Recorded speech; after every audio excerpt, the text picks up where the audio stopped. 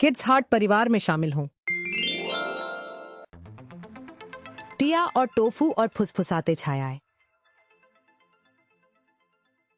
एक शाम जब तेज हवा चल रही थी, टिया किताब पढ़ रही थी और टोफू ब्लॉक्स खेल रहा था।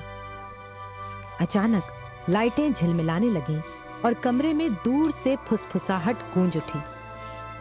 टिया, क्या तुमने ये सुना? यह सिर्फ हवा है, टोफू। अपनी कल्पना से एक बार फिर डर मत मानो। मदद करो। लेकिन फिर उन्होंने इसे फिर से सुना। मदद करो।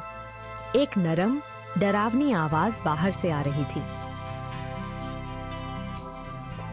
वह हवा नहीं थी, टिया। अगर यह एक भूत है तो? भूत जैसी कोई चीज नहीं होती, टोफू।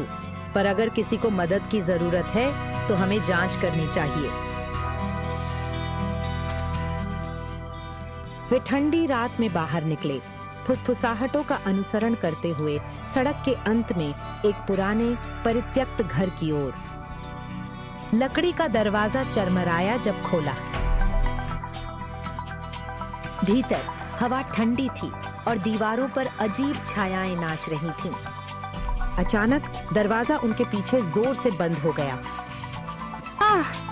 अब हम फंसे हैं। कमरे के कोने से एक नरम सरसराहट की आवाज आई। टिया ने गहरी सांस ली और उसकी ओर बढ़ी। हैरानी हुई जब देखा एक छोटा बिल्ली का बच्चा गिरी शेल्फ नीचे फंसा था। इसके डरित आंखें मध्यम रोशनी में चमक रही थीं। ओह टोफू, यह छोटा बिल्ली का बच्चा जरूर मदद के लिए पुकार रहा होगा। बिल्ली ने म्याऊं किया और उसके हाथ से रगड़ाई।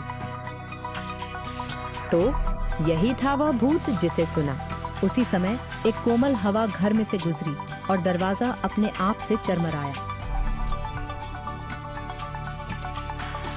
एक नरम, रहस्यमय आवाज ने फुसफुसाया, आपकी दयालुता के लिए धन्यवाद। टिया और टोफू ने बड़ी आंखों से एक दूसरे को देखा, लेकिन किसी डर का अनुभव नहीं किया। बिल्ली को करीब से रखते हुए वे जल्दी से घर वापस चले गए। बाद में जब वे अंगीठी के पास बैठे थे और बिल्ली टोफू की गोद में गरज रही थी, तो उसने मुस्कान दी।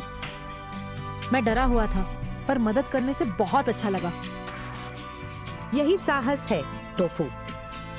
यह कभी न डरने के बारे में नहीं है। यह सही काम करने के बारे में है, भले ही आप डरे हों। और कभी-कभी डरावनी चीजें केवल गलत समझी जाती हैं। वे दोनों हंसे, यह जानते हुए कि डर की जगह अब गर्मजोशी, दया और एक नया फर वाला दोस्त आ गया है। यह कहानी का नैतिक यह है, बहादुरी डर के अभाव में नहीं है, बल्कि इसे होने के बावजूद दूसरों की मदद करने की तत्परता है।